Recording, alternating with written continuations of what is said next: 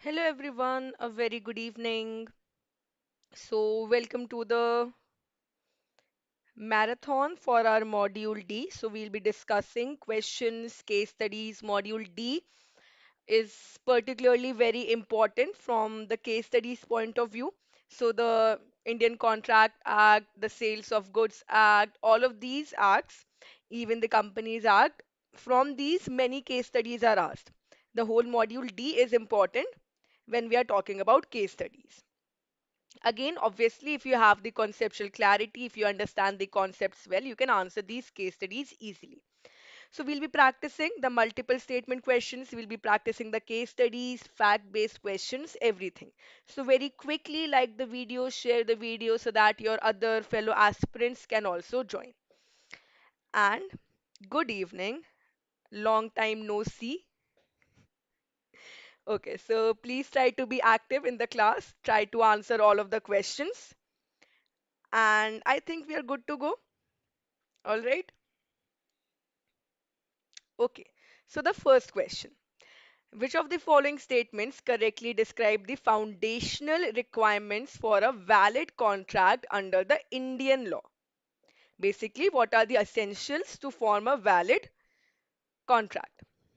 Okay, no problem. Now that you are here, so answer the question. An agreement made between parties who are competent and acting under free consent is always a valid contract, regardless of object or consideration.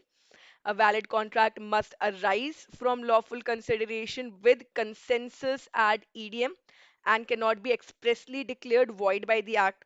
Oral agreements are always enforceable in law, even if formal registration is required under any other statute. An agreement not enforceable by law, though made with free consent and lawful object, remains a contract until challenged in court. So, do you remember the essential characteristics to form a contract? First and most basic thing, what is the contract? Contract is when there's an agreement between two parties. One is the promisor, other is the promisee, and along with the agreement, we get the enforceability. It is enforceable by the law. Then it becomes a contract, right? Other things, it should be made by free consent of all the parties. It is made by parties who are competent to contract, not a minor, not a person of unsound mind. It is made for a lawful consideration, something in return. It is made with a lawful object for a legal purpose, and it is not declared as void. So, which of the following statements are correct about the features of a valid contract? Option A is 2 only, option B 2 and 4, option C 1 and 3 only, or option D all of the above are correct. A 2 only. So the statement 1, if an agreement is made regardless of object or consideration, no. It should have a lawful consideration, so this is incorrect. Second is lawful consideration, consensus cannot be expressly declared void by the act. This is true. Oral agreements are always enforceable even if the registration is required. That is incorrect. If a statute, for example, if we are talking about Transfer of Property Act, the contract of mortgage, if it requires writing registration, then the oral agreements are not enforceable. And the fourth one, if an agreement is not enforceable by law, we have already seen it cannot be made. So the only correct statement here is 2. So yes, the correct answer will be A, 2 only. All right, so you need to remember all of these characteristics of a valid contract. All right, next. Which of the following correctly apply to the concepts of offer, acceptance, and intention to create legal relations in the contract formation? A quotation in response to an invitation to offer constitutes an acceptance in itself.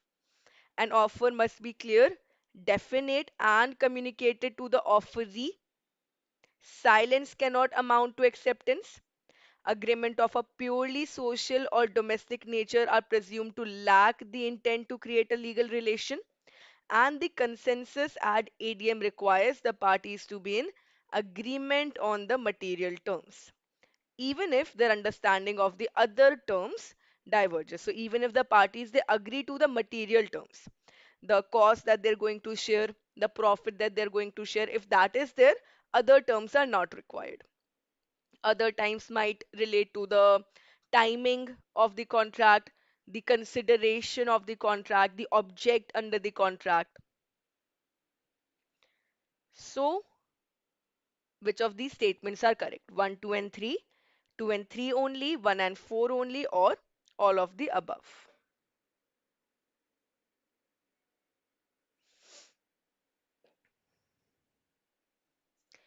Again, if we go through the statements one by one, the first statement says D.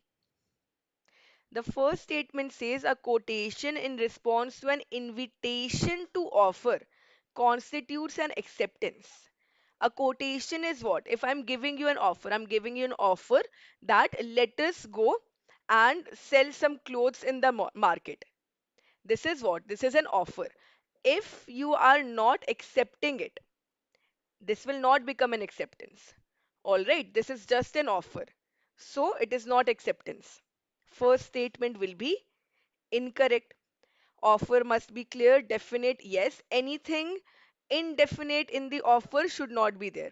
For example, if we are talking about selling of clothes in the market, so which type of clothes, in which market, to which gender, at what price, it should be definite. So this is correct. Agreements that are purely social do not constitute as the legal contract. This is also true. If you remember the case,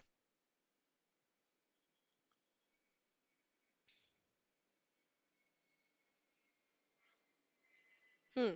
So B will be correct. 2 and 3 and fourth statement will be incorrect. There should be understanding and agreement on all of the terms. All right, there should be understanding and agreement of all of the terms. Otherwise, it will not be considered a valid contract. Intention to create a legal relationship in the case of Balfour versus Balfour that we had studied, where the husband promised to pay his wife, there was a whole scenario. So the correct answer will be B. All right, 2 and 3 only.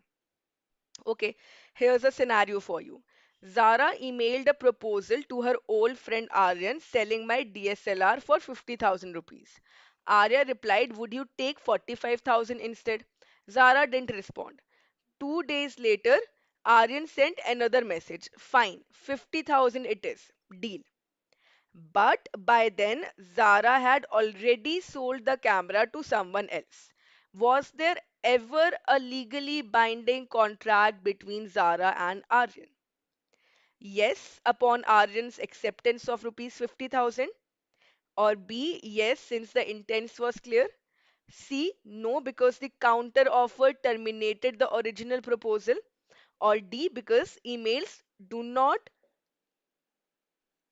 constitute or do not create contracts. So was there ever a legally binding contract between the two people or not? So what is the scenario here? Zara had made an offer. Aryan did not accept that offer, but they said that no, emails can create contracts. We can create a contract on email also if both the parties are agreeing to it. If it is a lawful consideration, everything. It should not always be in writing. It can be oral also. But because the counter offer terminated the original proposal, right? When Zara said that I want to sell this DSLR for 50,000 rupees, Aryan did not accept it. Aryan said that no, I will accept it at 45,000. On this, there was never any consent between the two parties. All right, so the correct answer will be C. There was never a legally binding contract between the two people because the counter offer terminated the original proposal. If they had agreed on the original proposal, then it would have been legal. Okay. Which of the following correctly describe the procedural requirements and interpretative principles governing notice to an indemnifier? So, do you remember the contract of indemnity? If the indemnity requires notice, the indemnity holder must issue it strictly within 24 hours to maintain the claim. Courts have interpreted immediately in the indemnity clauses to mean as soon as reasonably practical. If the indemnifier is notified belatedly, but no prejudice is caused, courts may still uphold the indemnity claim. Where a notice clause exists, failure to notify under any circumstance defeats the indemnity regardless of the context. So, this is regarding giving notice. When, let's say, there was a contract between two people, A and B. B had promised that I am going to indemnify A in the event of any loss. Let's say we are talking about an insurance policy. So when this loss actually occurs, the event in the contract actually occurs, do we need to report it within 24 hours? Or immediately means whatever time period is given in the contract? Or does immediately mean as soon as possible? This is basically what the question is asking you. So which statements will be correct?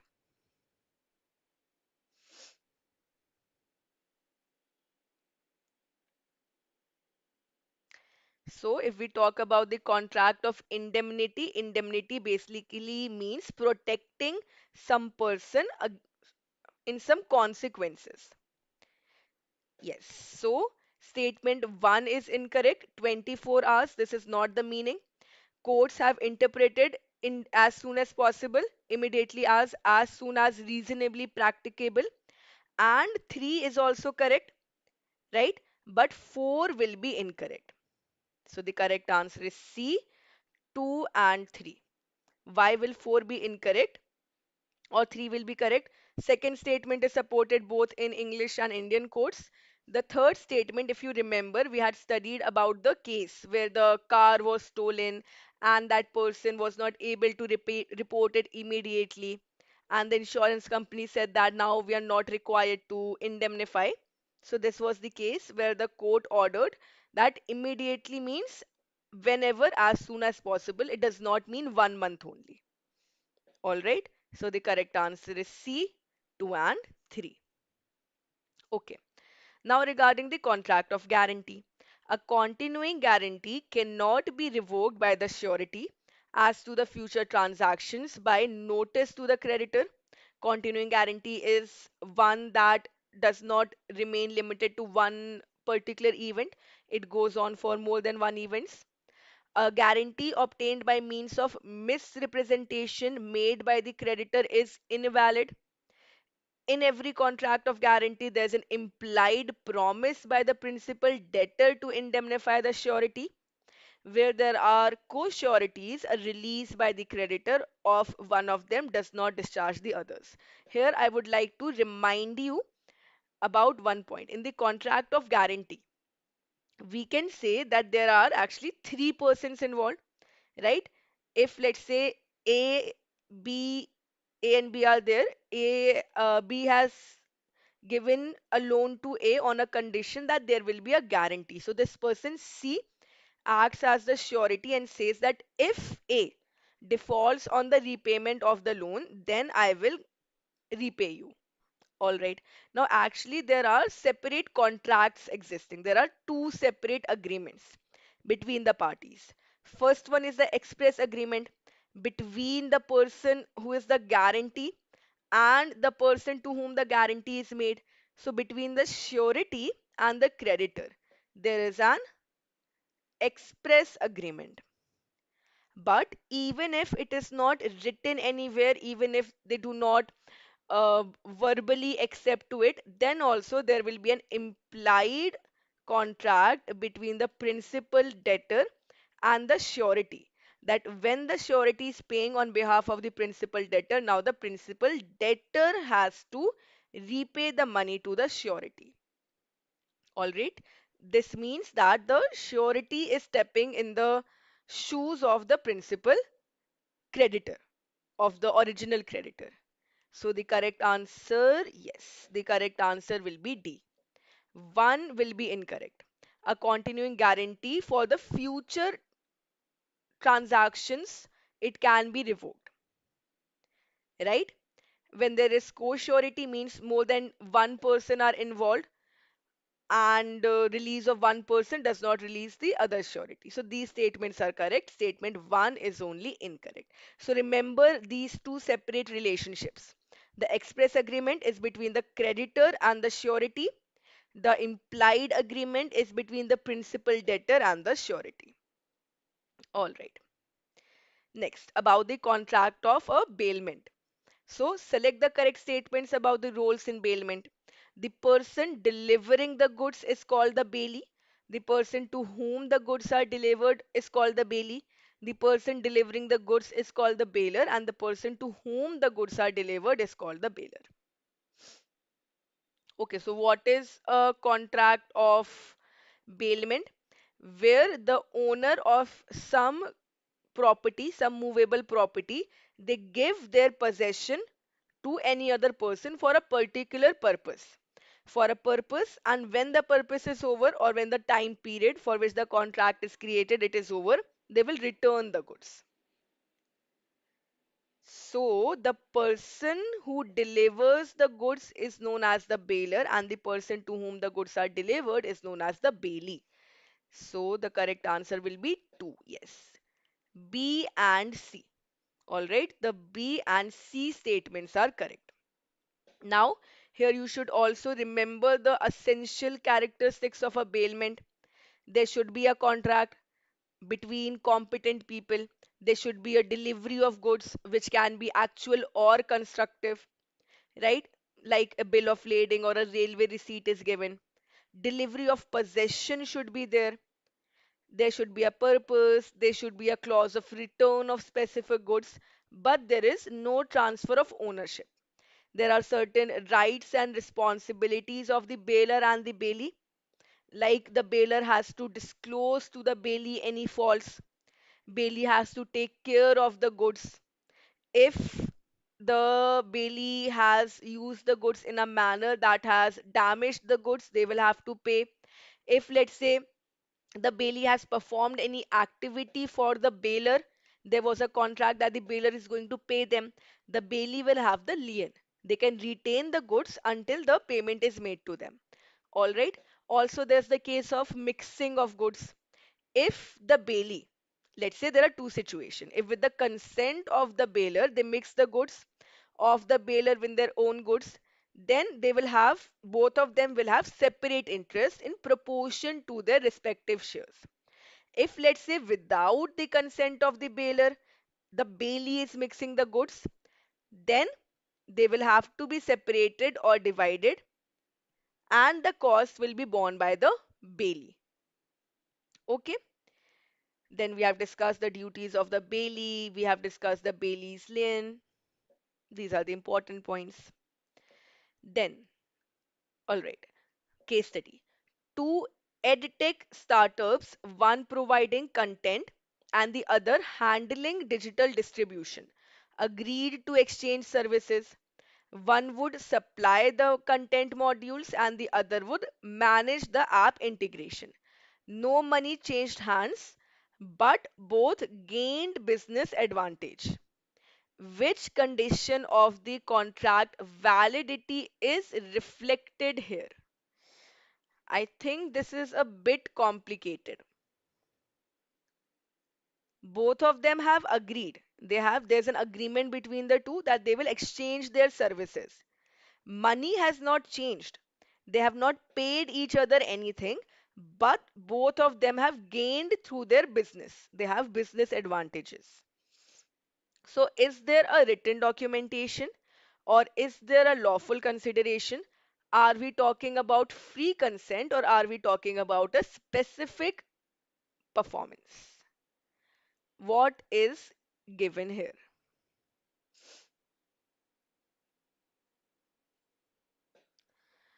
Specific no, free consent.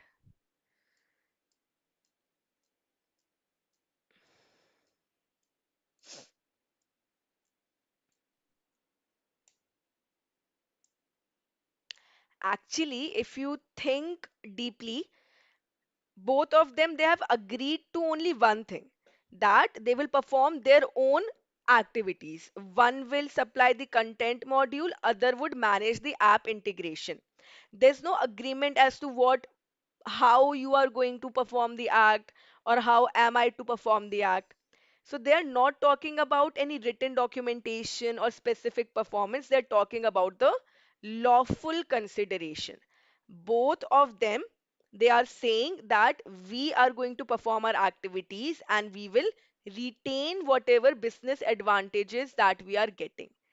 So actually, we are talking about a lawful consideration. All right. Nothing else. Lawful consideration means both of them are getting something in return. Both the parties in agreement, they give something to one another. First edtech is saying, I will give you the content module. The second edtech is saying, I will give you the app integration. So both of them, they give something and they get something in return. So that is a lawful consideration that we are talking about. So according, yes, B should be correct. All right. There's no written documentation. It is not talking about whether there's a free consent or not, or they're not talking about specific performance. They are giving each other something and they're getting something in return. So that is a lawful consideration. Okay. Which of the following statements correctly describe the legal elements of a valid contract of bailment? Bailment requires the transfer of both possession and ownership of goods for a temporary purpose. Delivery of goods may be physical or constructive, such as endorsement of a railway receipt. The contract of bailment may be express or implied, including when someone finds and takes custody of lost goods. Bailment may occur even where the goods were delivered mistakenly by the bailer. So, which of these are correct about a valid bailment? A valid bailment.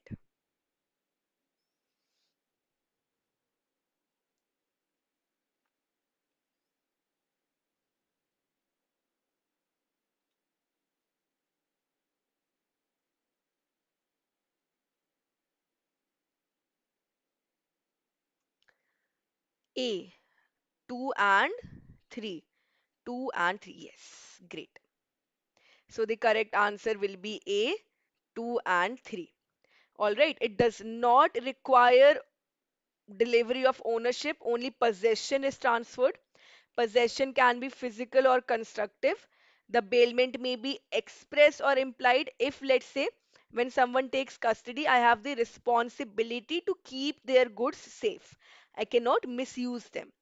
But if the goods were delivered mistakenly by the bailer, then that is not a bailment. All right, because bailment requires a purpose.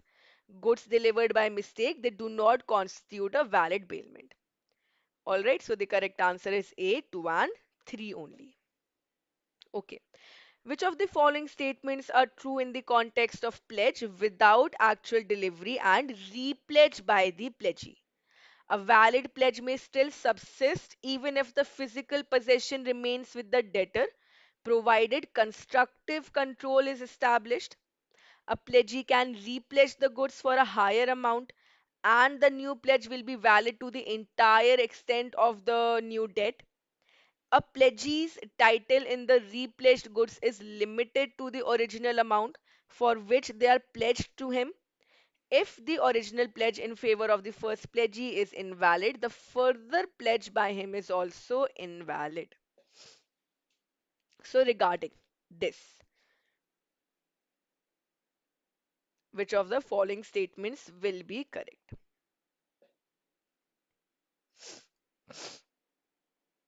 So, there are certain circumstances in which the pledgee, let's say here the pledge, what is a pledge? Pledge is simply the bailment of the goods to the person to act as a security. not for a particular purpose, not for using it, but the goods will act as security. So there can be actual possession or it can be constructive possession, right? So the relationship is between the pawner and the pawnee. So, yes, the second statement is incorrect. Why?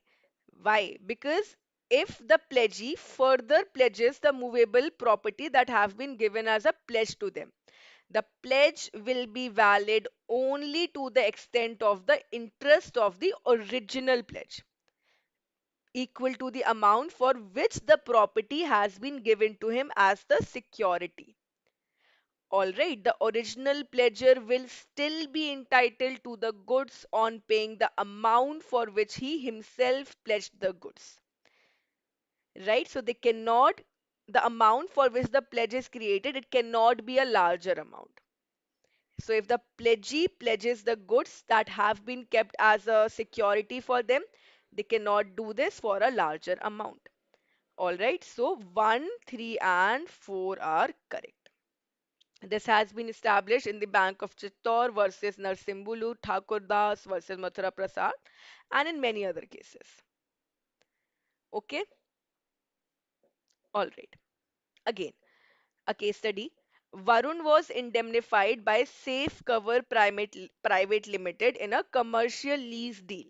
6 months in, the regulatory authority imposed a hefty penalty on Varun due to a third party's default. The court was the order was final, but Varun hadn't paid the amount yet. He approached Safe Cover to settle the liability upfront. The company refused, citing lack of actual damage suffered. Which High Court view validates the Safe Cover stand? So the Bombay High Court liability starts on breach, not payment. Even if you don't remember which High Court, you can answer from the second part of the options.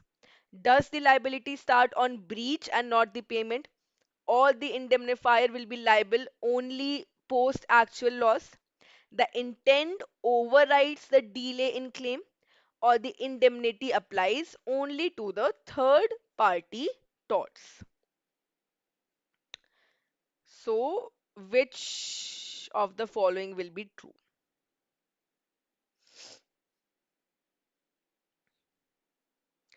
Why will the indemnifier, the insurance company's stance will be correct? So basically, this is what? This is the enforceability of the contract of indemnity. Because in the Indian Contract Act, it doesn't specify the actual time of commencement of the liability of the indemnifier. So the judgments have been varied. All right. Basically, the indemnifier is not liable till the actual loss has been incurred by the indemnity holder. All right. So the correct answer will be B. Okay. The Calcutta High Court held that the indemnifier will be liable only the post actual losses. They will be liable only for the post actual loss. In this case, what happened? The penalty was paid on Varun, but he did not pay the amount. When he had not paid the amount, then the company, the insurance company, will not indemnify him. Yes, B will be true. So the Calcutta High Court held this opinion. Okay. Other opinions are also there. Different courts have given their different opinions. Like if the indemnified had incurred a liability and that liability is absolute, he is entitled to call upon the indemnifier to save him, right? And pay it off. Okay. So there are different opinions. All right. Select the correct statements about the essential ingredients of a valid pledge. The property pledged should be delivered to the pawnee either actually or constructively. The pawnee retains both special and general property in the pledge. The general property remains with the pawner and wholly reverts to him on discharge of the debt. The pawner has no right to reclaim the property after the debt is paid. So, what are the Valid characteristics of a pledge. Already we have discussed, so I think you can easily answer. Others also, please try to answer. So the property can be delivered actually or constructively. This is true. If the debtor wants to keep the goods with themselves, they can keep it with themselves. They can give a letter of interest. Or what they can do, they can keep it in a go down or a storehouse and the key can be given to them. Or if it is kept in a warehouse, so the warehouse keeper will give an acknowledgement to the pawnee, the pledgee, that the goods are held in their favor. So first statement is true. However, second statement, the pawnee has only a special property in the pledge. The property remains with the okay.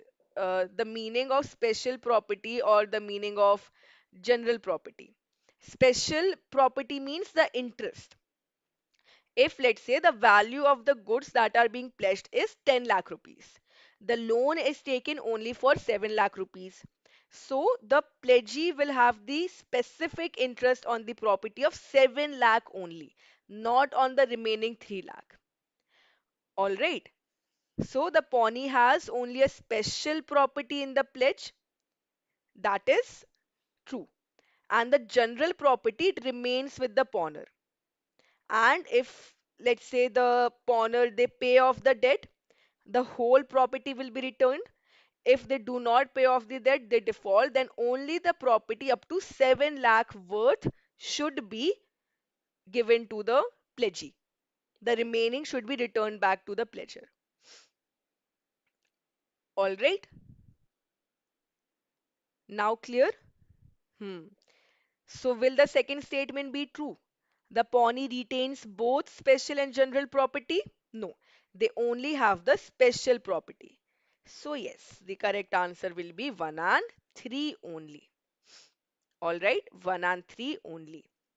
4 will be incorrect because the pawner definitely has the right to reclaim the property after the debt is paid. Why? Because in the pledge, there is no power to sale or disposition of the goods. Sorry, in the lien.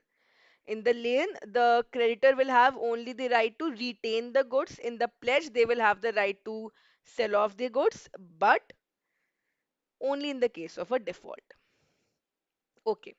Ananya stood surety for her employer, who defaulted on a secure advance. She paid 3,50,000 to the creditor under the guarantee.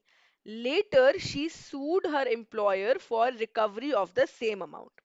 On what legal basis can she enforce this claim? Assignment of debt by the creditor, statutory lien under the debt recovery proceedings, estoppel as employer had accepted the funds, subrogation standing in the creditor's place. So what will be true here? Why Ananya can definitely claim the debt from the original debtor, but what is the legal term that is used?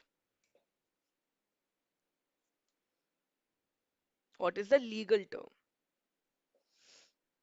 Huh, correct. Subrogation. Subrogation basically means substitution. So now, once the surety has paid on behalf of the principal debtor, now they stand on the position of the original creditor. So now the surety becomes the original creditor. So this is subrogation. Assignment of debt by the creditor, no, assignment is not there. They're already acting according to the contract. Then statutory lien is also not there. Estoppel. What is estoppel? Estoppel basically means preventing someone from asserting a claim that was previously stated or agreed to. All right, that is estoppel. It stops a person from taking a position that was inconsistent with the earlier conduct. But here, what is happening? Subrogation, that is standing in the creditor's place. Okay. Select the correct statements about the legal consequences of the contracts entered through an agent as per the section 226. The contracts entered through an agent have the same legal consequences as if they were entered into by the principal. The contracts entered into through an agent are invalid unless ratified by the principal. The obligations arising from the acts done by the agent are enforced in the same manner as those done by the principal, and the principal cannot be held liable for the contracts made by the agent. So, what are the rules of agency when some person is acting as an agent for another person?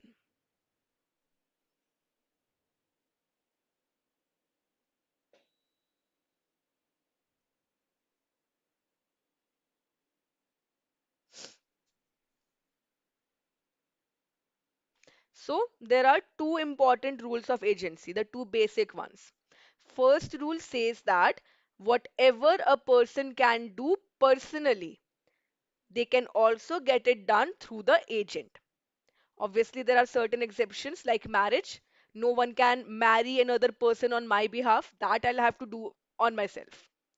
The second rule is that whatever the agent does, they're actually doing it in the name of the principal.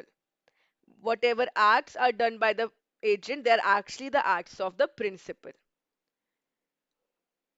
All right. So the correct answer,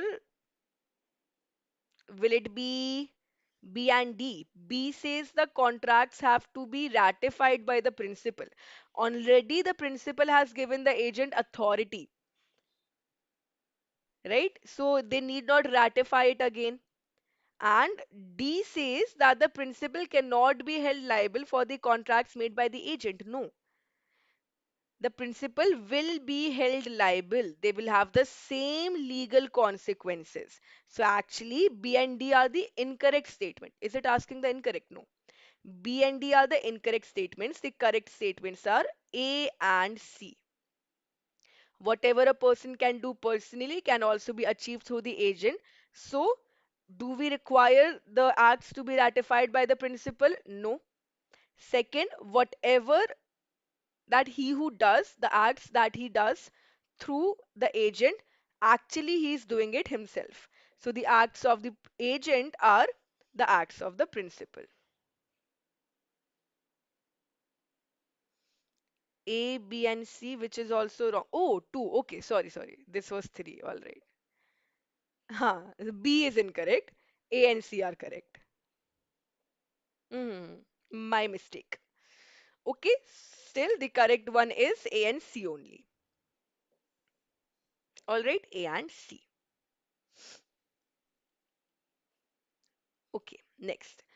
Which of the following statements accurately reflect the essential features of a contract of sale under the Sale of Goods Act 1930?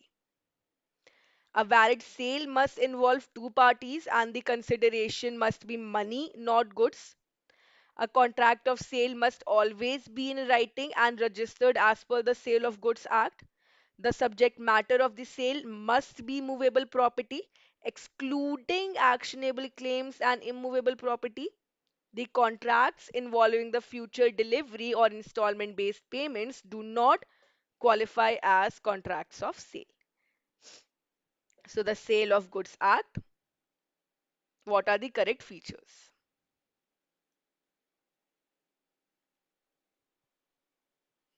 So, foremost, when we are talking about goods, goods means every kind of movable property. Movable property means those things that do not form a part of the land. They are not attached to the land.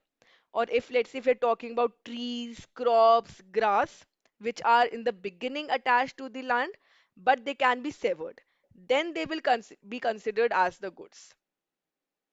All right. So there will be two parties and the consideration will be money. Yes. Barter of goods is not allowed. Barter means I cannot give another good in return. All right. So one is true. Contract must always be in writing. That is not true. All right, it can be a oral contract also, and getting it registered is also not always important. Subject matter should always include movable property. Yes, this movable property also excludes actionable claims and money. What does it include? Stock and shares, growing crops and grass that can be severed from the land. So specific goods and movable goods. Then the fourth statement says for the future contracts, it is not a contract of sale. No. Even for future goods that will be manufactured or produced or acquired by the seller after making the contract of sale, this is also valid. All right, the contract may be made for immediate delivery of goods or immediate payment, future delivery of goods, or by the payment by installment, or the postponement of delivery or payment. Everything is there. So the correct answer is absolutely 1 and 3. Okay, all right.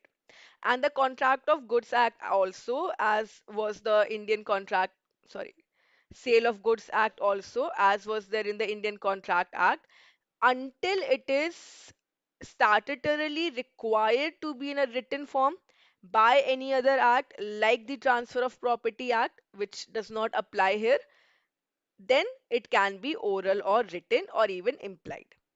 Okay. Now, a logistics manager, Tarun, received 20 cartons of designer tiles from interior firm Casa Blue under a bailment contract.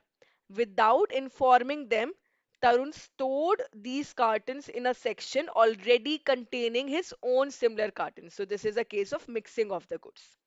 A fire broke out and destroyed both the sets. The tiles were distinguishable and partial separation would have been feasible. So, what is Tarun's liability under the bailment law?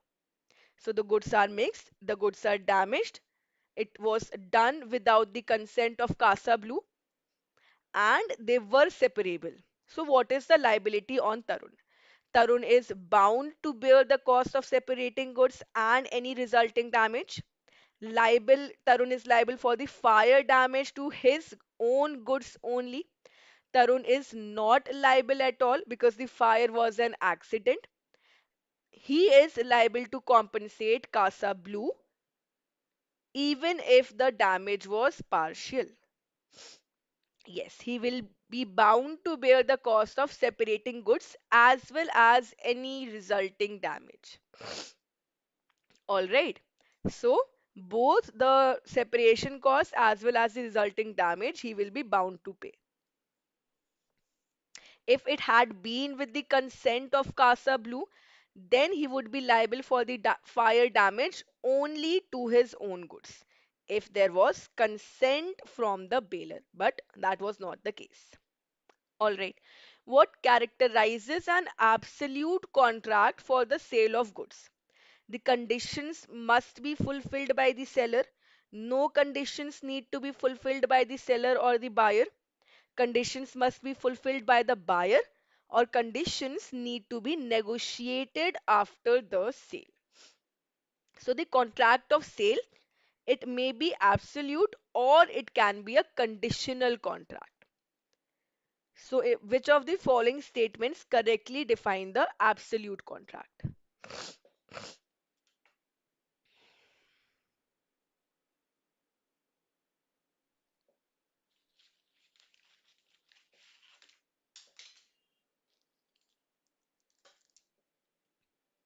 A.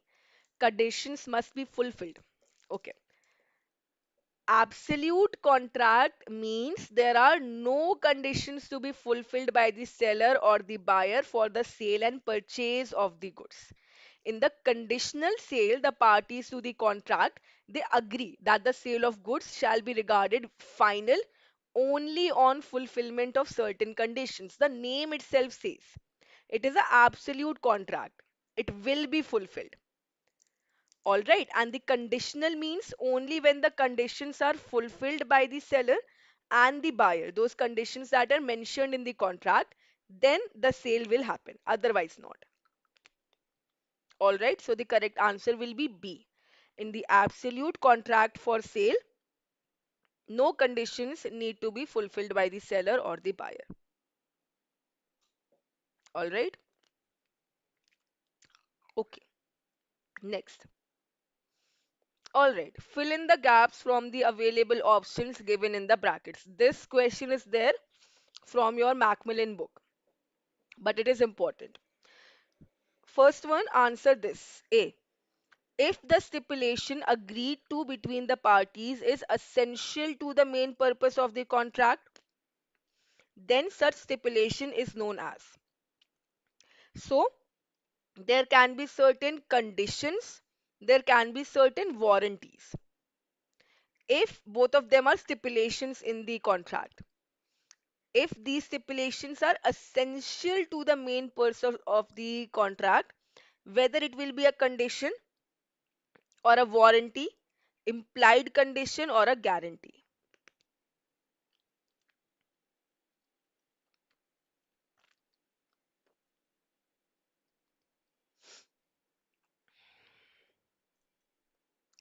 Yes, it will be a condition. It will be a condition. Okay. A dash is a stipulation collateral to the main purpose. It is not. Wow. Okay. B is warranty. Great. What is C?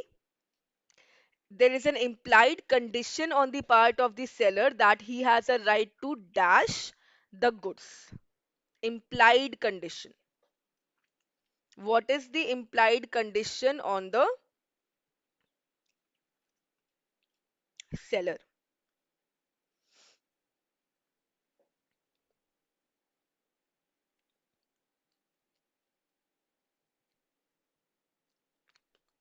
Yes, C is sell. It means if all the conditions are fulfilled, the seller will have to sell their goods. And D, if the sale of goods is by dash, there's an implied condition that the goods shall correspond with the description. So, condition means something, yes, description. D is description. So, condition means something which is essential to the main purpose of the contract. When I go to purchase something from the shop, the shopkeeper gives me certain conditions and they give me certain warranty. The conditions, they cannot be violated. If the conditions are violated or they're not complied with, then the parties, they will have the right to cancel the agreement.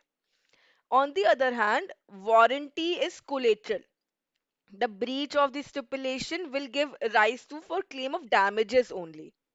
There, the parties cannot reject the goods and they cannot treat the contract as cancelled. All right. So the correct answers are yes, all the answers are correct. All right. Next. Which of the following statements correctly describe the unpaid seller's rights against the goods under the Sale of Goods Act? The unpaid seller's lien can be exercised even if he has delivered the goods to the carrier, unless the right of disposal has been expressly reserved. The right to stoppage in transit can be exercised only if the buyer is insolvent and the goods are in the hands of the carrier or bailee. The unpaid seller's lien continues to subsist even after the buyer lawfully obtains the possession. If goods are resold by the unpaid seller without giving notice of resale, the seller loses the right to damages, but the buyer still acquires a good title, the new buyer.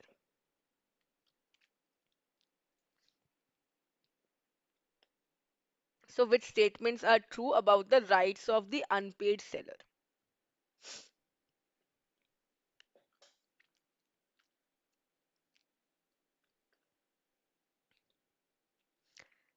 So, there are certain situations when the property in the goods has passed on to the buyer or not. If let's say it is not passed on to the buyer, the seller can retain the goods. for the price while he's in possession. If the goods have been delivered to the courier, they're still in transit, and then the seller learns about the insolvency of the buyer, they can use the right of stoppage, and they also have the right for resale. All right, so they have the right against the goods. Unpaid seller also have the right of lien if the goods have been sold without any stipulation as to credit that it will be paid later on. If the buyer becomes insolvent, all of the rights are there, they can retain the goods. The seller also has the right to sell the goods, but there are two conditions. Either they will give a notice to the original buyer, or they will give no notice. So if the unpaid seller does not give a notice, a prior notice of sale to the buyer, then he is not entitled to recover any damages, and the original buyer becomes entitled to the profit on a resale. But if they give a notice, he can give a notice,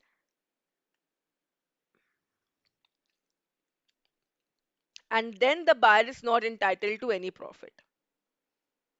All right, so accordingly, the rights that the unpaid seller are 1, 2, and 4 only. However, the unpaid seller's lien continues to subsist even after the buyer lawfully obtains the possession. No, now he cannot create a lien when the buyer has lawfully obtained the goods.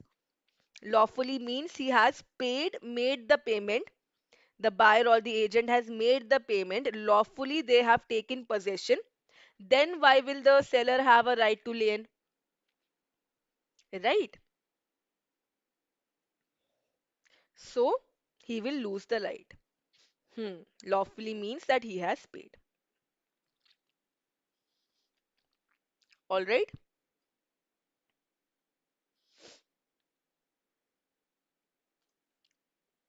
Okay.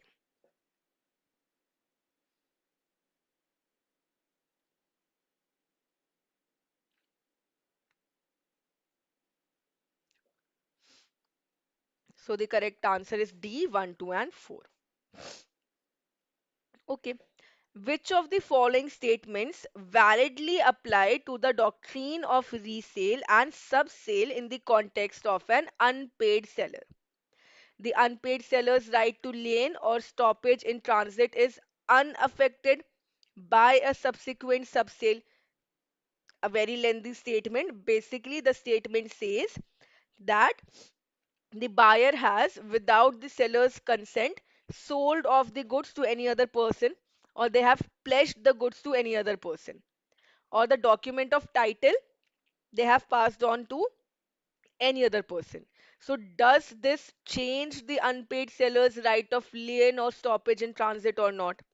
Second, if an unpaid seller gives notice of resale and the buyer fails to pay in reasonable time, the seller is entitled to recover damages and retain any profit made. Already we have discussed in the previous question. If no notice of resale is given, the unpaid seller forfeits the rights to damages, and the buyer also becomes entitled to any profit.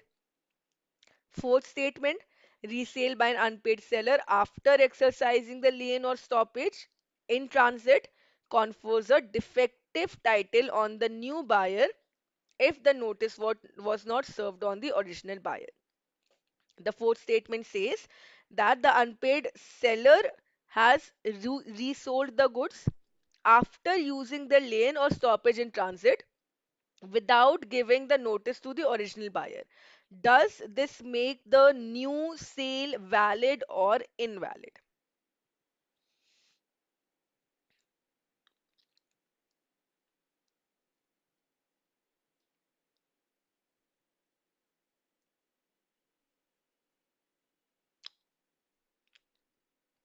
So I think second and third statements you can easily guess these are correct, as we have already discussed.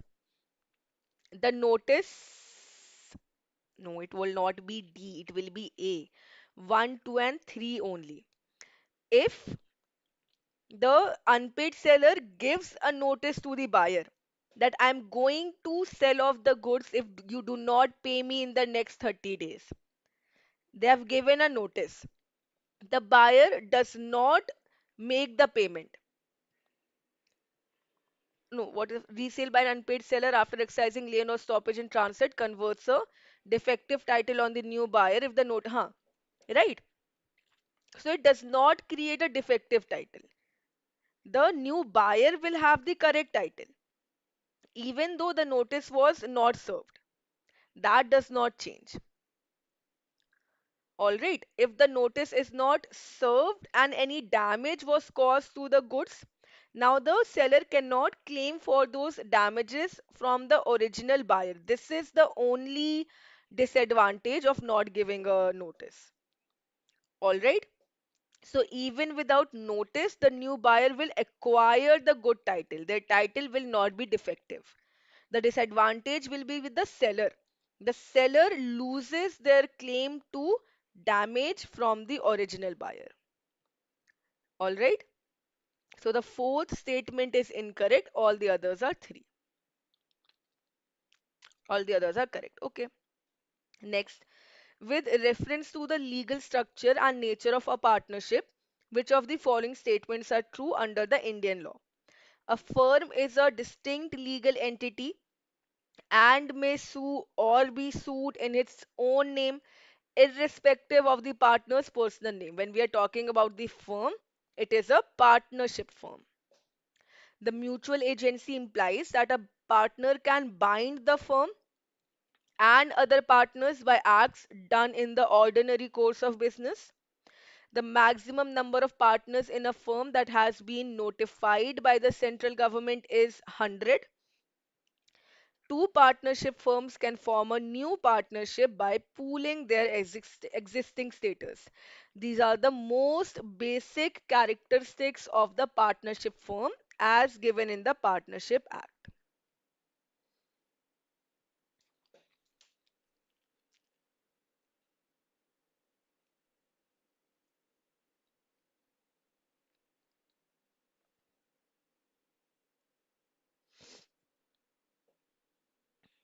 So, what are the characteristics of a partnership firm that you need to answer?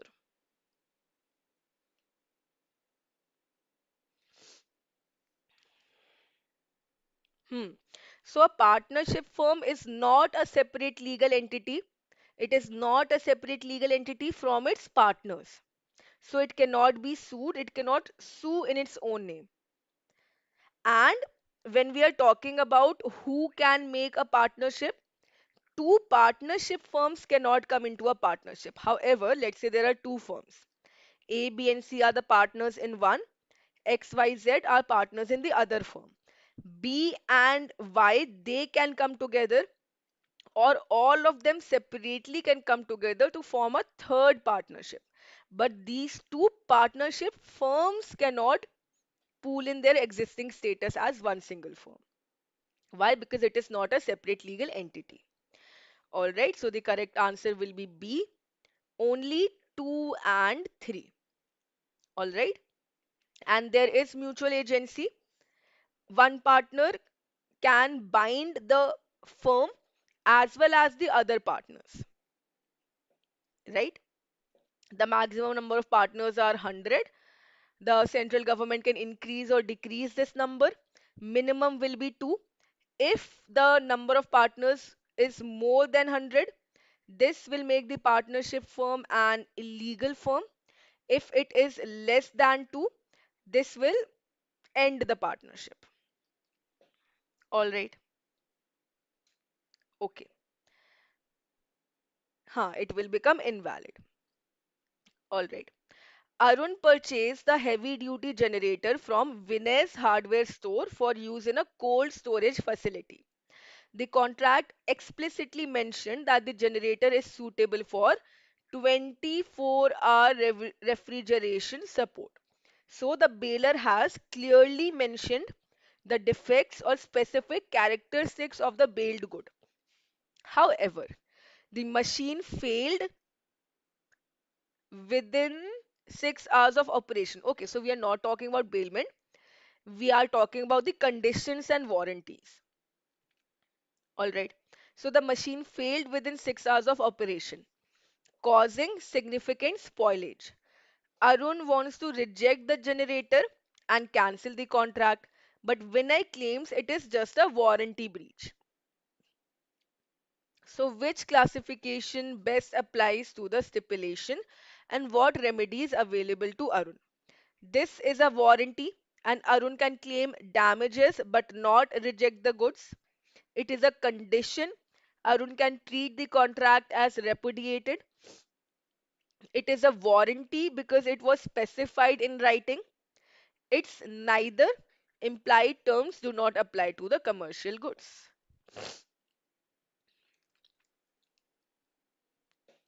Yes. Clearly, the seller, Vinay, they mentioned explicitly that the generator is suitable for 24-hour refrigeration. And if it fails, it is a condition, and Arun can treat the contract as repudiated and return the generator back to Vinay. So when we are talking about the conditions,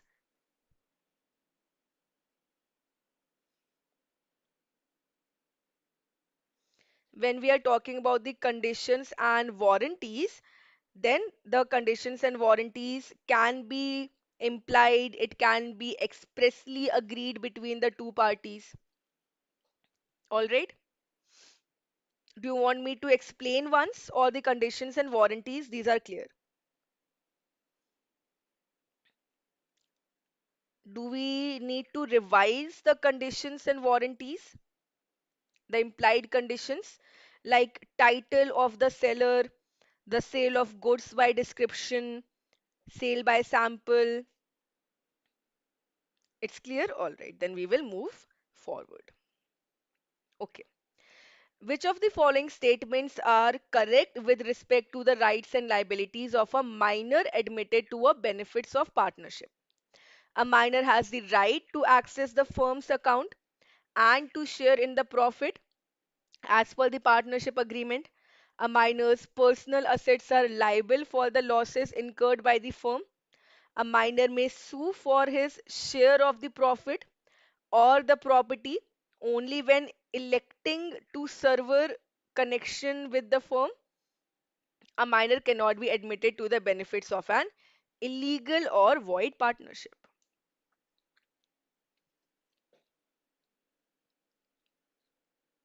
So, which statements are correct?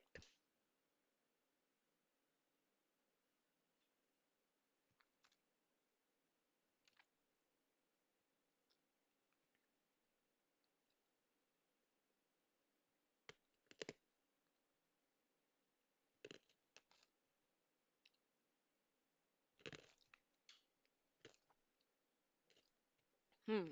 So, regarding can a minor be entered as a partner in a partnership, and what will be the rights and the liabilities? Legally, the Indian Contract Act says that minor is not competent to enter into a partnership or a legal contract. But if the minor is admitted to the benefit of a partnership, they will have a right to share the profits and the property as agreed upon by the partners. And they can also have access to the accounts of the firm. But minor cannot be made liable to the firm completely. He will be liable for the acts of the firm, but not personally liable, only up to the share that they are given. All right. So, okay, which statements are correct? Minor has the right to access the firm's account, yes, and they also have the right to share the profit. One is true. Then, minor's personal assets are liable for the losses incurred in the firm. No, they do not have liability. A minor may sue for his shares of profit when electing to end the connection with the firm. True. A minor cannot be admitted to the benefits of an illegal or void partnership. This statement is a bit ambiguous, but actually, minor can be admitted. If it is a void partnership, the minor has no knowledge of it. They can be admitted to it, right? So here the correct answer should be 1 and 3 only. 1 and, it should be 1 and 3 only. All right. It is not given in the act per se.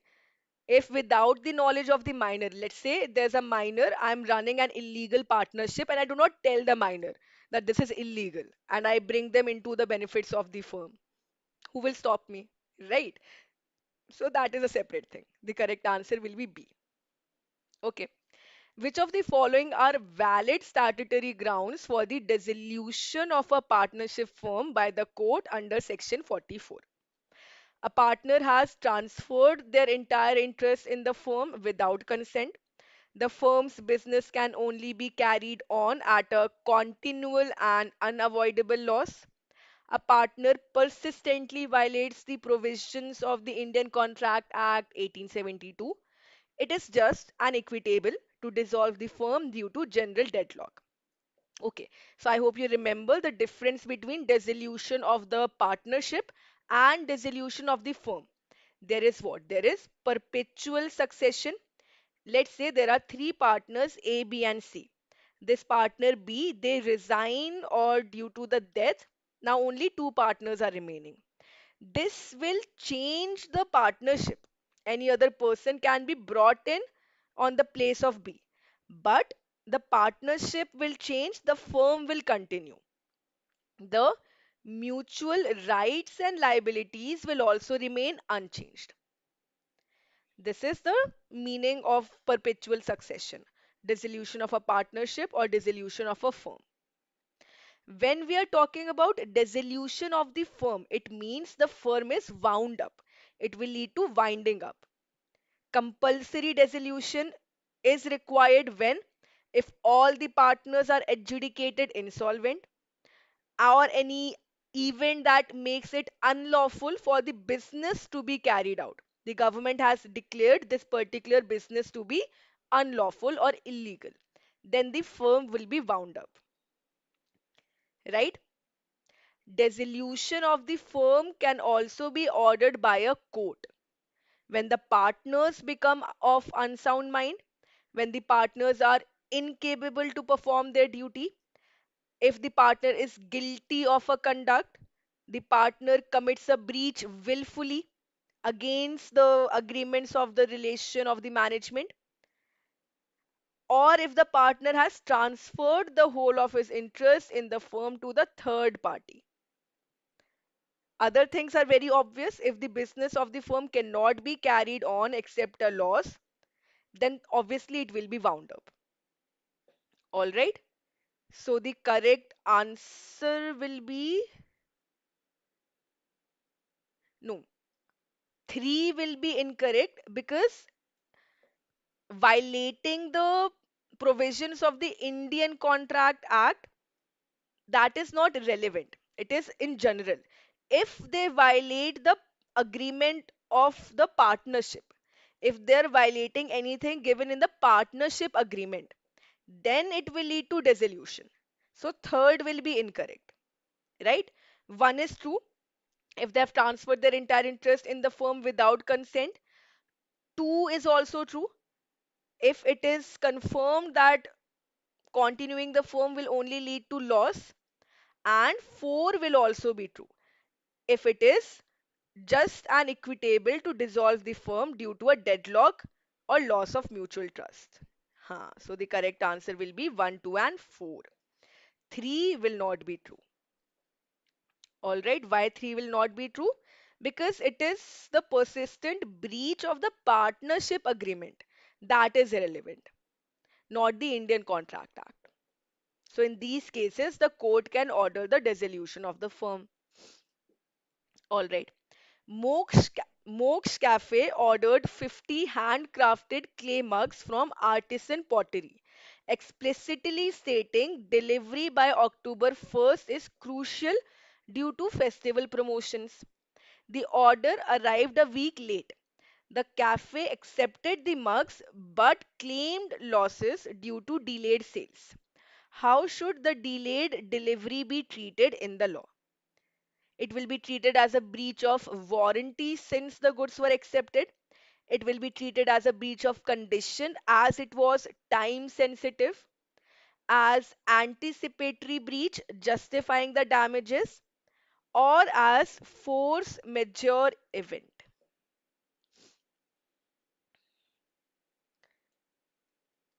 So, what will be the situation? Majeure means major. It is a French word. Majeure means major or greater. An event which is beyond the person's or the organization's control. So, is the delay in the delivery beyond the control of the organization? No. So, the correct answer will be no, the correct answer will be A. Because the goods have been accepted, so they can claim only the damages. They have accepted the goods, they are using the goods, so they cannot return it. They cannot cancel the contract now. All right. So if they accept the goods, they can only claim for the losses. So it is a breach of warranty and not a breach of condition. Right?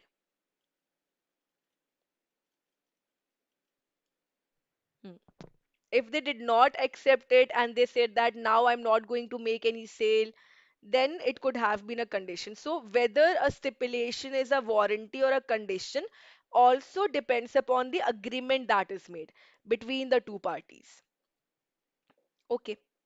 Which of the following are exemptions to the bar on legal proceedings imposed by the section 69 of the Partnership Act?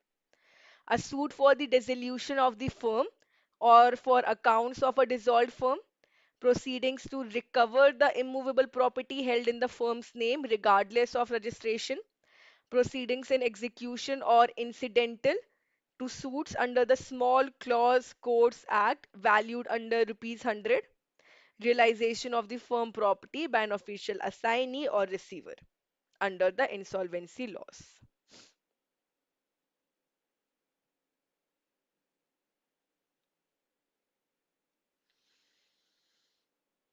So, how will the legal proceedings, restrictions on the legal proceedings be treated?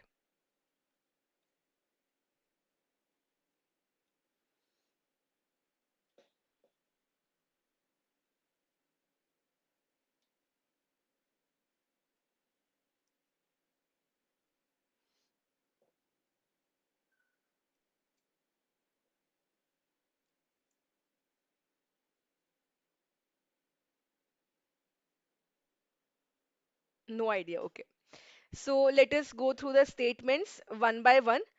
Statement 1 says that a suit for the dissolution of the firm for the accounts or a dissolved firm. There's no bar on legal proceedings on this, right? Second statement, proceeding to recover immovable property held in the firm's name. No. Only if it is registered, then it can be recovered. Recovery of the immovable property is not an express exception. 3 and 4 are true. Proceedings in the execution or incidental suits under the Small Clause Acts valued under rupees 100 and the realization of the firm property can also be done by the official assignee or the receiver under the insolvency laws. All right, so 2 will be incorrect. The correct answer should be 1, 3, and 4. All right, 1, 3, and 4. These are the exemptions to the bar on legal proceedings imposed by Section 39.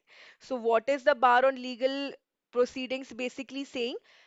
The firm, they cannot sue or they cannot be sued until they are registered. This is the Section 69, right? However, there are certain exceptions to it which are given in Section 69. All right, these are clear. The provisions of the section, are they clear now?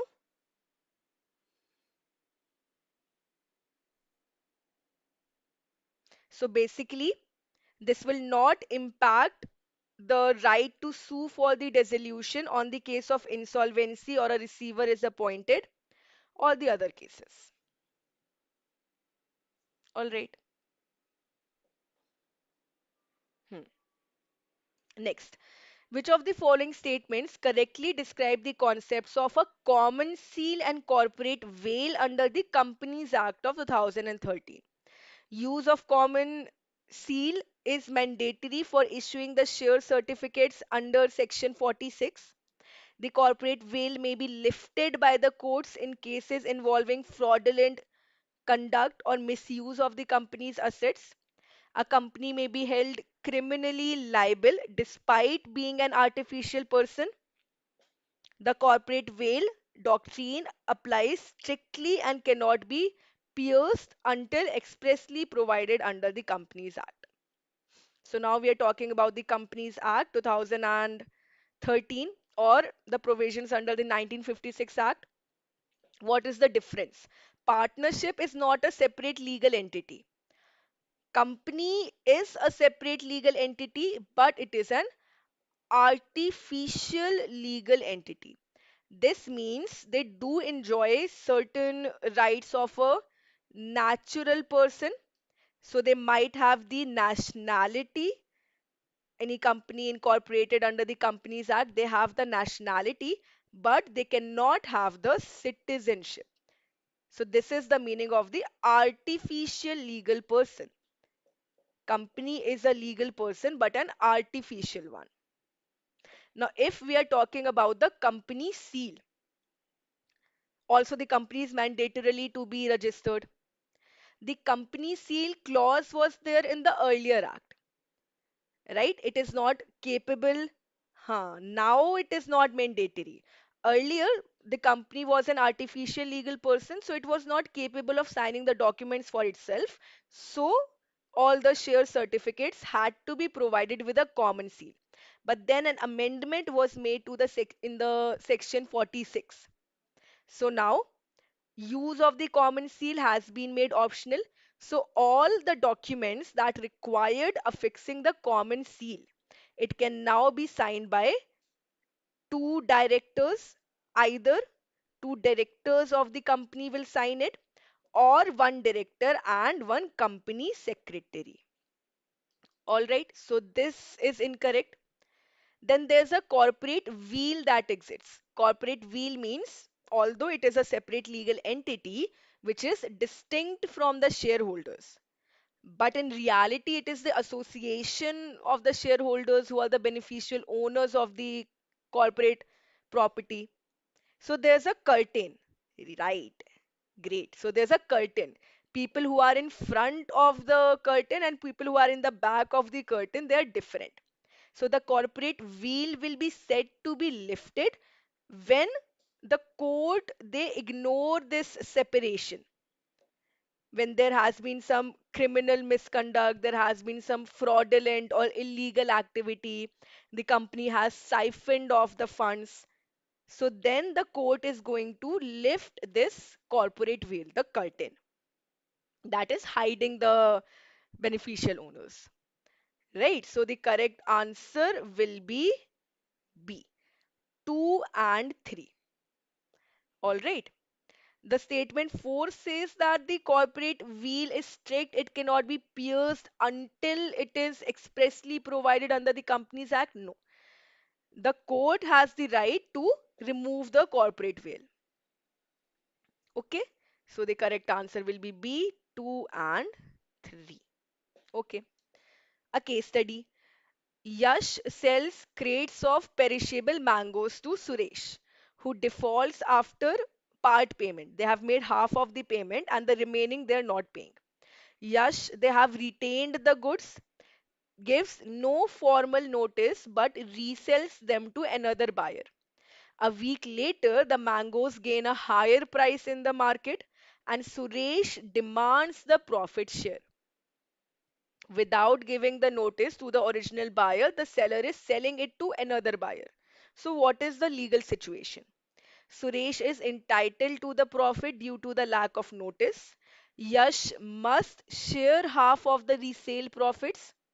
Yash retains the profits since the goods were perishable. Suresh is entitled to the damages but not to the profit.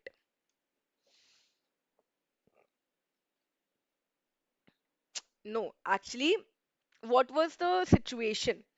If a notice is given to the original buyer and then the seller sells off the property to another buyer, right? Notice is given, then also the buyer has not complied. The correct answer will be A, right? So if the notice is given, they're not complying, then the buyer will have no right to claim any profit that is arising out of the subsequent sale. If, however, no notice was given, then they will be entitled to the profit, right? In the first case, the seller is not entitled to the damages, and in the second case, the original buyer is entitled to the profit. All right, so the correct answer is A. Okay. Which of the following combinations accurately distinguish companies limited by shares from companies with unlimited liability? We are not talking about a partnership. A partnership always has unlimited liability. We are talking about companies. Companies can be limited by shares. A company can also be limited by guarantee. A company can also be limited by unlimited liability. So, what are the distinguishing? What is the difference between a company which is limited by shares and that has the unlimited liability? So, members of the companies limited by shares are liable only to the extent of the unpaid portion of their shareholding.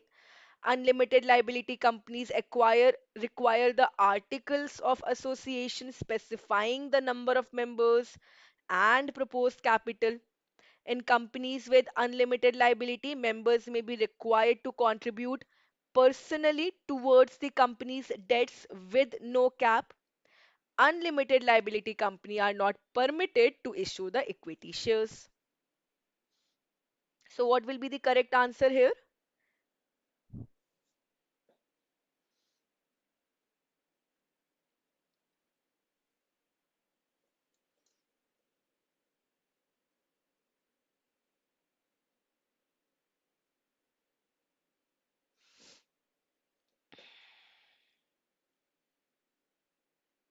A?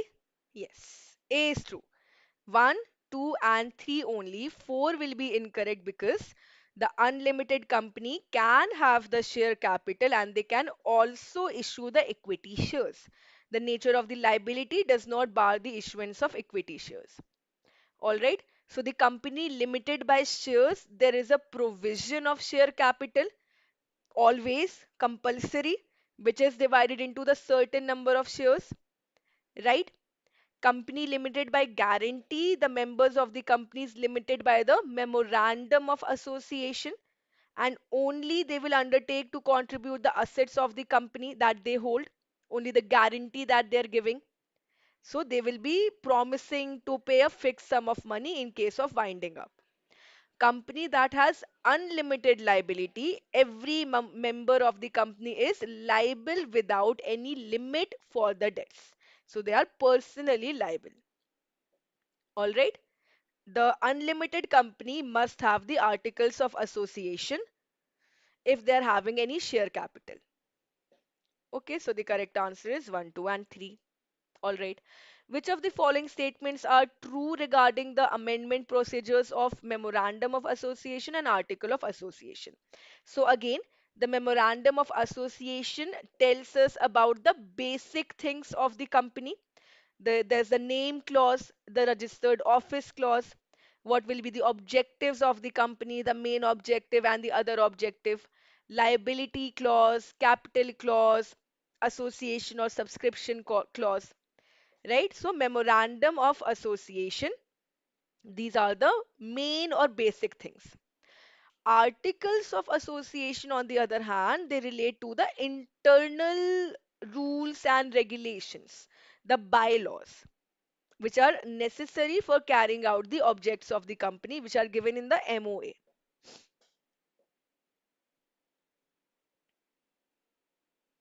So, what is the difference between the two, or regarding any change to be made in the MOA or AOA which is required?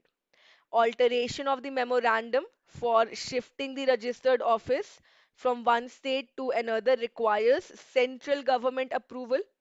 The company may alter its articles by passing an ordinary resolution in a general meeting. Articles of association can never override the statutory provisions or the MOA. The MOA can be only amended if permitted by both a special resolution and approval by the National Company Law Tribunal. So, which statements are correct?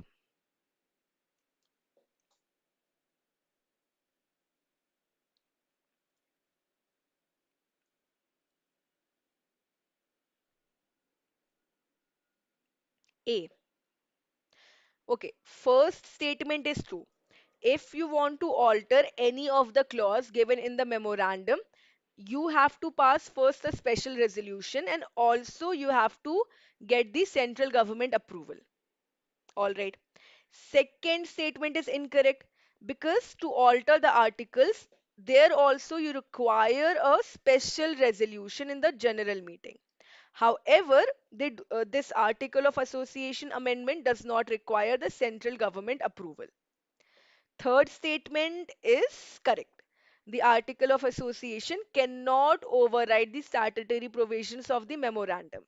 But the fourth statement will be incorrect because only the central government approval is required for certain alterations, not the NCLT.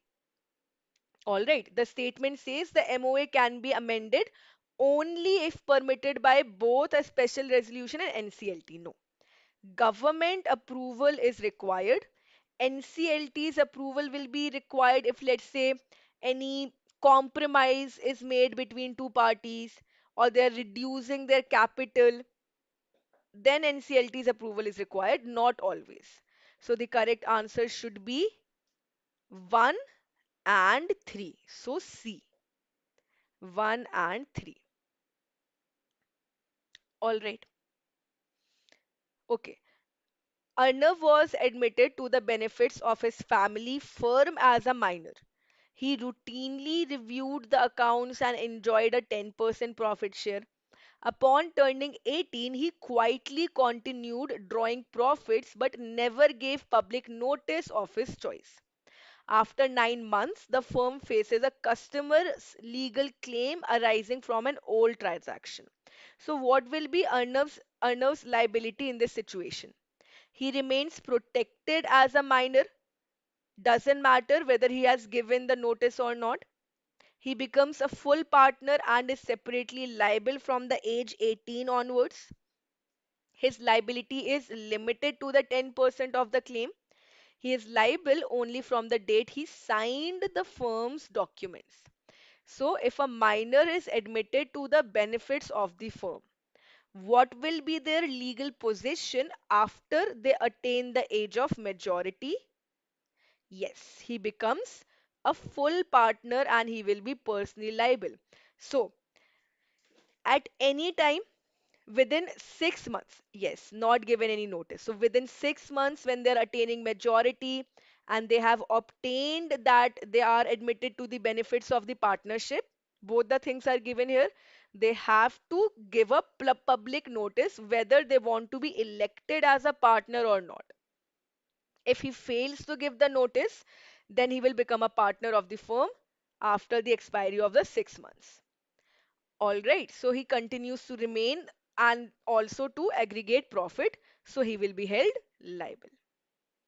Okay, which of the following statements correctly capture the essence and consequences of the doctrine of ultra vires? Again, the doctrine of ultra vires, indoor management, constructive notice.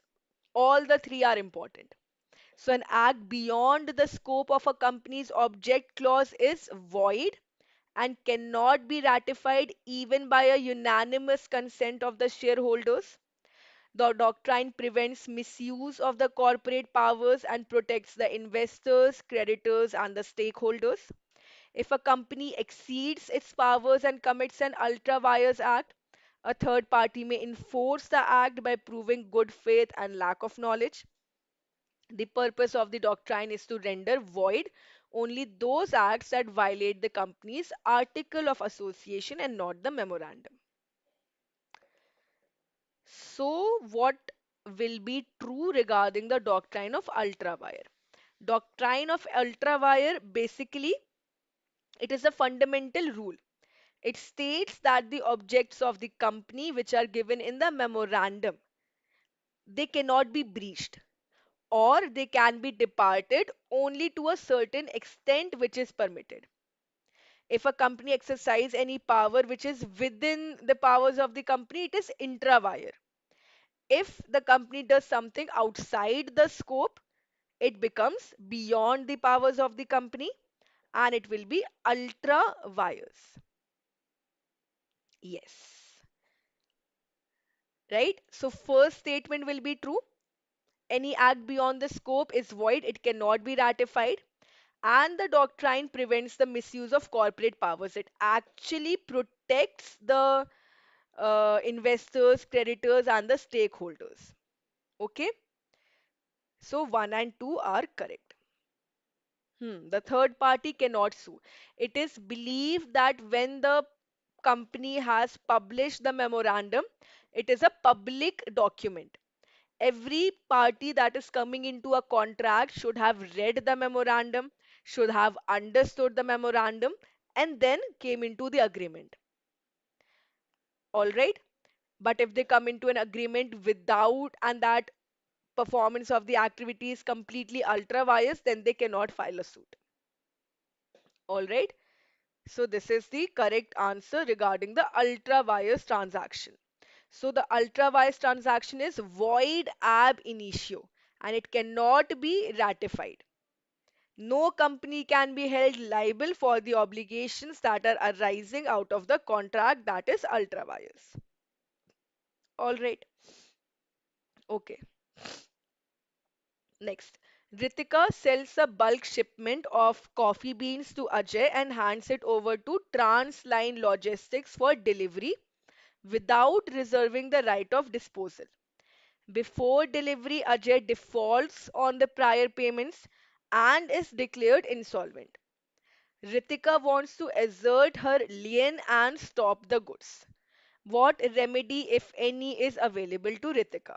She can enforce her lien over the goods in transit. She can sue the buyer's agent who took the delivery. She retains both lien and stoppage until the title passes. She can exercise stoppage in transit because the lien has been lost. So the goods are in transit. The goods are in a movement. They are on the way to be delivered to the buyer.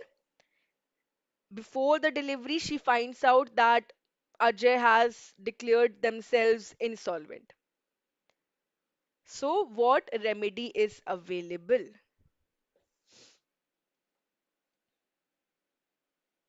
Lien is lost here.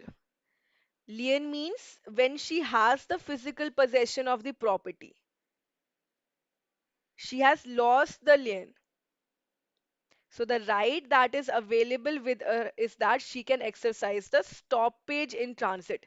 She can give instruction to Transline Logistics to stop the delivery, return the goods back to her until the payment is done. Right? She has the power to exercise stoppage in transit because the lien has been lost. All right? Clear?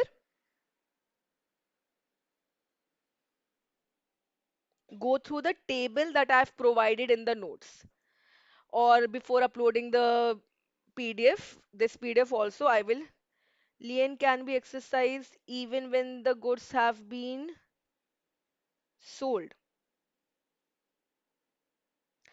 Even after the goods have been sold, if the payment is to be done in the future and the goods have not yet been delivered, then the lien can be exercised. But here the goods are in transit, so then they cannot exercise the lien. All right. They can exercise the stoppage in transit, they can accept the goods back, and they can resale them. But lien has been lost. Okay. All right. Which of the following statements does not accurately reflect the legal implications of the doctrine of constructive notice? Does not accurately reflect. Does not. Constructive notice presumes the knowledge of all registered documents regardless whether the outsider has actually inspected them. The doctrine protects the companies from the outsiders claiming ignorance of the public documents like the memorandum and articles. An outsider can claim that they did not know of a clause in the articles if it was unusually drafted or ambiguous. A person dealing with a company is presumed to understand the documents according to their proper legal interpretation. So, which of the following is not true according to the doctrine of constructive notice? Doctrine of constructive notice means that any person who is coming in contract with the company, they will have knowledge of the documents. They will also understand the documents, the proper meaning of the document. So any person who is dealing with the company, they will have notice of the public documents, whether they have actually read them or understood them or not. So it is of a negative nature. It stops a person from contending that he had no notice of the contents of the public documents. So which of the following is not true, not accurately reflect the legal implications?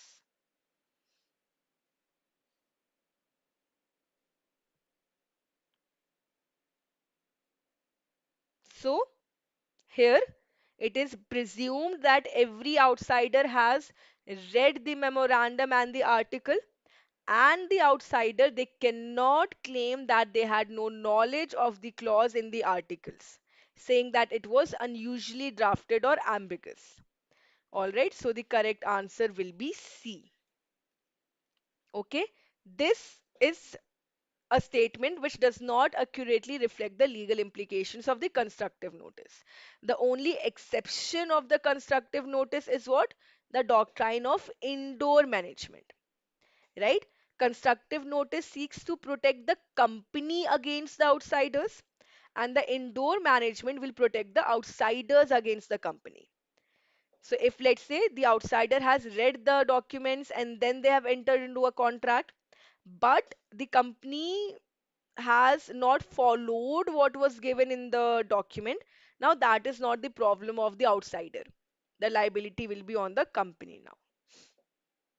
Okay, now the question related to indoor management is given. Which of the following statements correctly apply to the doctrine of indoor management? It protects the outsiders dealing with the company from liability due to the internal procedural lapse. It presumes that a person dealing with the company has read and understood its internal resolutions and the board decisions.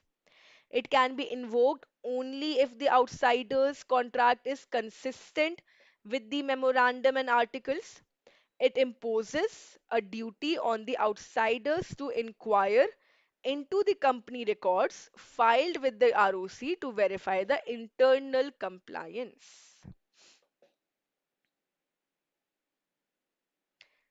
So, like we said, the indoor management doctrine is an exception to the constructive notice.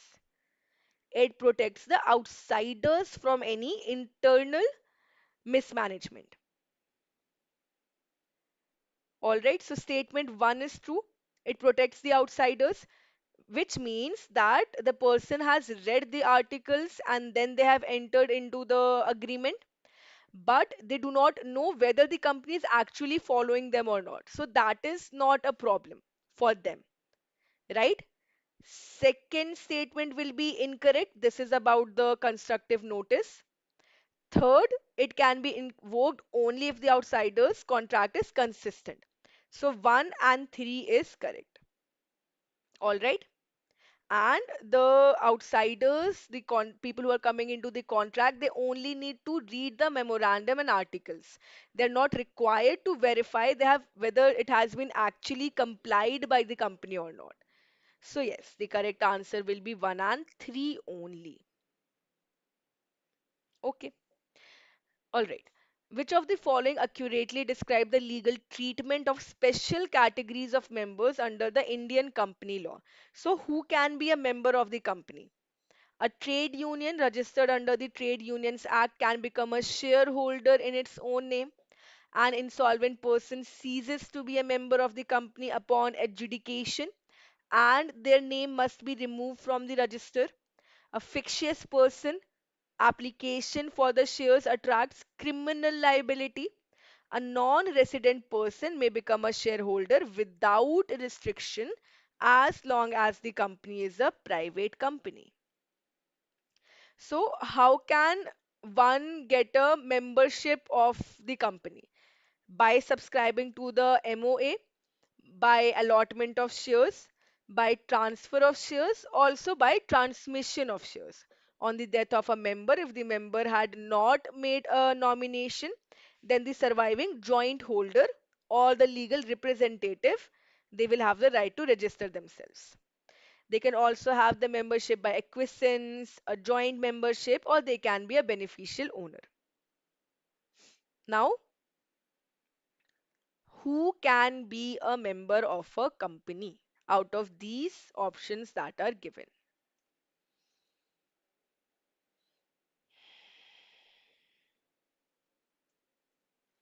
So, a trade union registered under the Trades Union Act can become a shareholder in its own name. Yes, they can. The insolvent person, upon adjudication, what will happen to them? They should not be immediately removed from the register.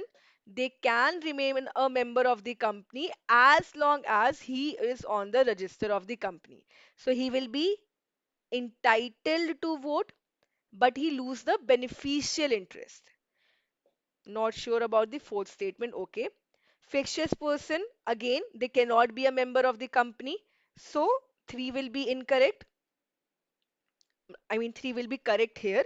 But the fourth person, a non resident Indian, can become a shareholder without restriction to the company. So, if we are talking about a non resident, they cannot become a member of the company without complying the FEMA requirements. So, there are restrictions. So, this will make the fourth statement incorrect. All right. So, the correct answer will be 1 and the correct answer will be 3. So 1 and 3 only. D. Alright. Insolvent person can remain a member. They will have voting rights until their name is removed from the registered. Okay. So 1 and 3. Alright. Under which of the following circumstances is a prospectus required to be issued despite shares being offered to the public? So, when is it necessary for the company to issue a prospectus? When shares are offered exclusively to the existing shareholders through a rights issue, when an underwriter is invited to enter into a contract to subscribe to the securities, when the shares being offered are of a class already listed and traded on a recognized stock exchange, when the offer is made to more than 200 persons, including institutional investors through a private placement. So, out of these, which of the following requires a prospectus to be issued?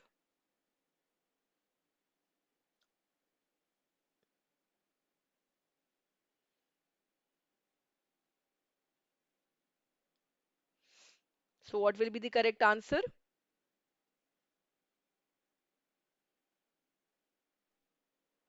D. Yes. D is correct. when the offer is made to more than 200 persons, it is treated as a public offer. And here prospectus is required unless exempted under the SEBI.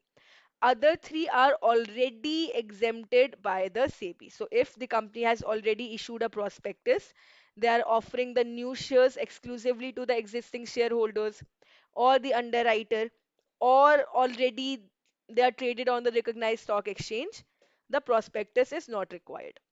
Let us do one more question and then we will end the session. Jatin joined a consulting firm with three other partners. They had no written agreement. After a successful year, the firm earned rupees 60 lakhs profit. To his surprise, Jatin was offered only 10% of the share, citing his limited involvement in the client work. So the company said that Jatin was not very much involved, so only 10% of the share will be given to him. So is this legally justified? Yes, because the division depends on the level of effort. Yes, since the firm followed the majority decision. No, unless a loss occurs, in which case the share changes. Or no, the profits must be shared equally in the absence of a specific agreement. So, what will be the correct answer?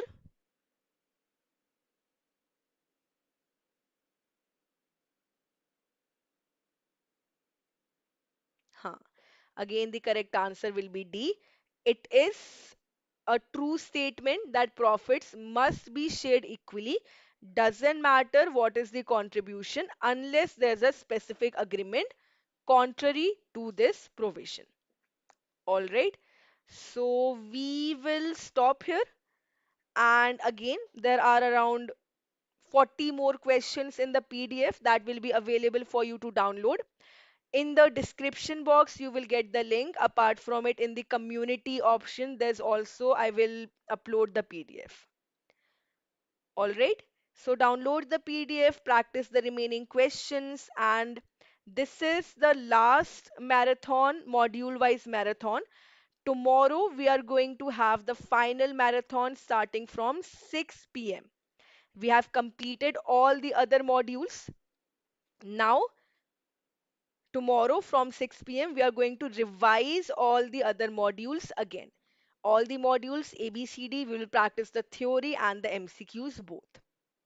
So download the PDF, practice the questions, revise the provisions, and now I will meet you tomorrow. And for those in the capsule batch, I will meet you in 10 minutes in the theory class. Today is the last capsule batch as well. So thank you so much. Do like the video before you leave. If you want to comment anything, if you want to tell me anything, ask any queries, comment down below, share the video and subscribe to the channel of Oliveboard English Medium. So thank you so much. All the best. Take care and good.